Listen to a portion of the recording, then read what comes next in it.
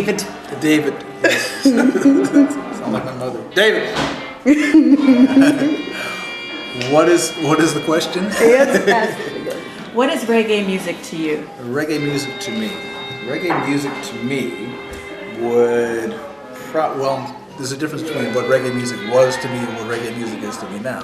What reggae music was to me was probably a very laid-back, hippie-dippy type sense-of-mia kind of feeling, which turned into a more revolutionary type of feeling when I started listening to Peter Tosh and some Bob also.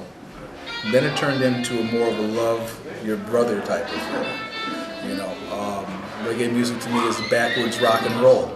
You know, it's a heartbeat.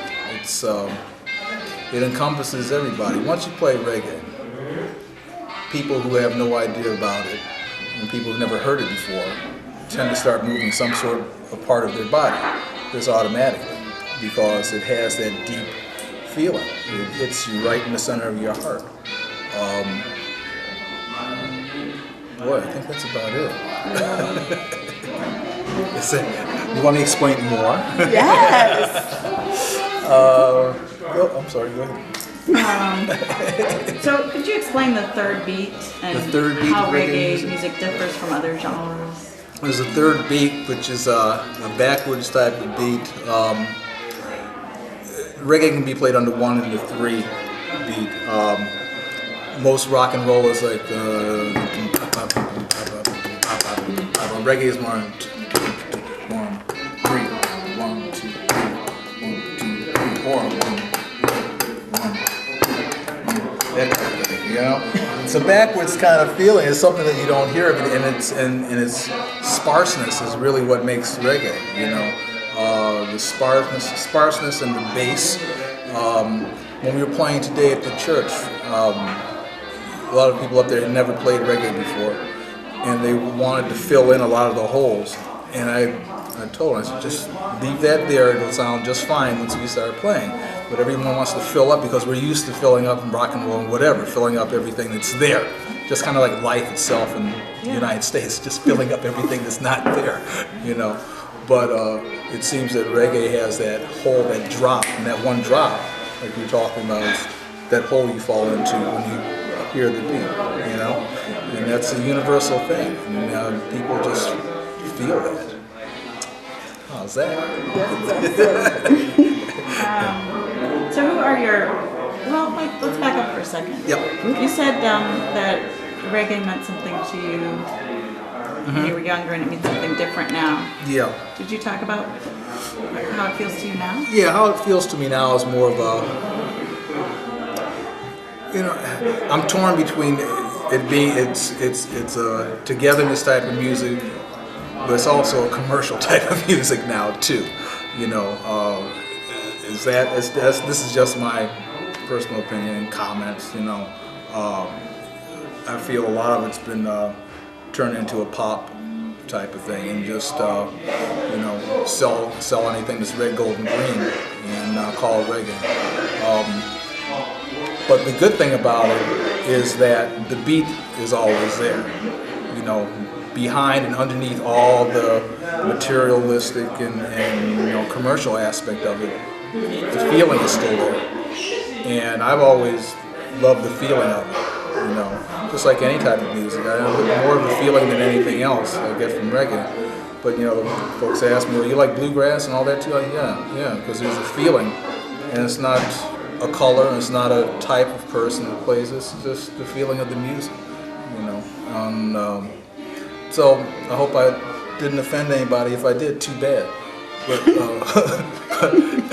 but you know, it's just gotten so commercial, man. That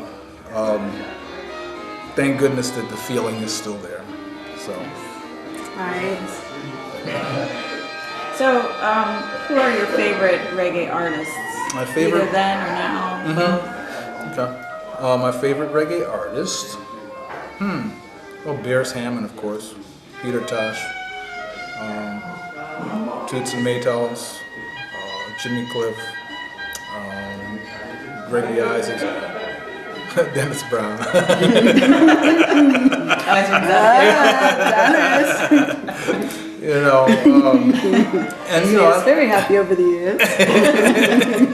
I like a lot of the old dance hall guys. You know, U-Roy, and that's even changed. You know, a lot of the dance halls changed from what it used to be like too. But the old stuff back in the late '70s, early '80s. You know, Smiley in Michigan, and guys like that. Culture lyrics. You know, Yeah. culture. Not talking about getting with some chick or whatever. You know, more culture. The roots. Yeah, roots. Yeah. So talk about the beginning. How did I-Tal come together as a group? Whose idea was whose this? idea How was did it? how did it come together? As I said, started, you know, I saw it Harder They Come, and Bob Caruso is a friend of mine. And Bob was in I-Tal.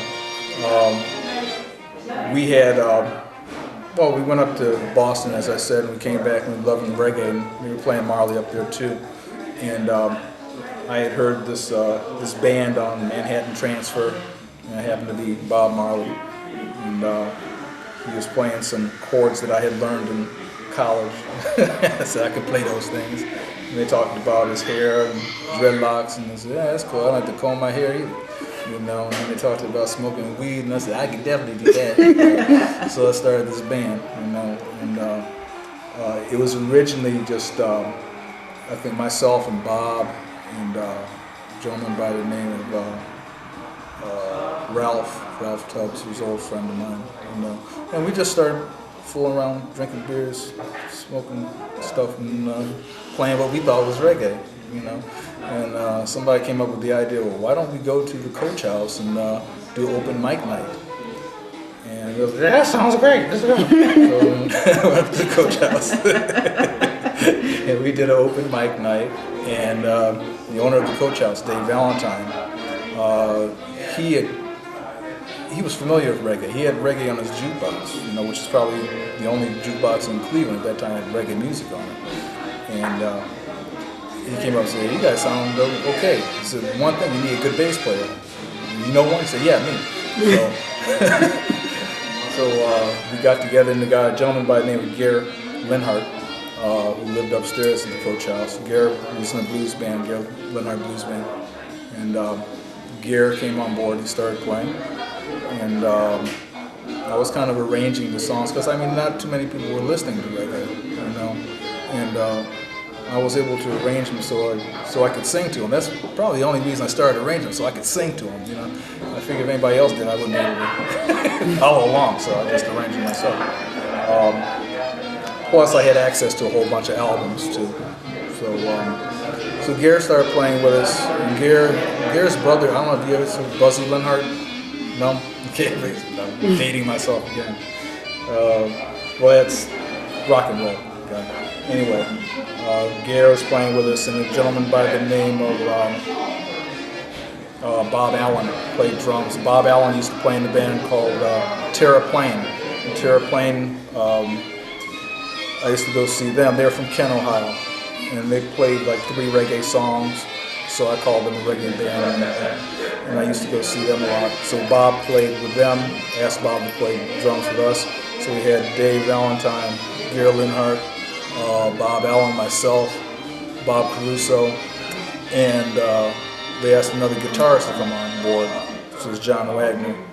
John Wagner had a space echo, which was very appropriate for reggae at that time, because a lot of reggae had, you know, the space echo, the echoes in it, and the dub side of reggae on the 45s, a lot of echo. So we used a lot of echo. And that was the original band. We played the Coach House, you know, that was like our home. And we played there for a few years. That was in '77, all this happened. So when you were first playing there, you were just covering, you know, popular Yeah, covering songs, tunes and stuff that you knew. I started doing covers of you know, R&B songs.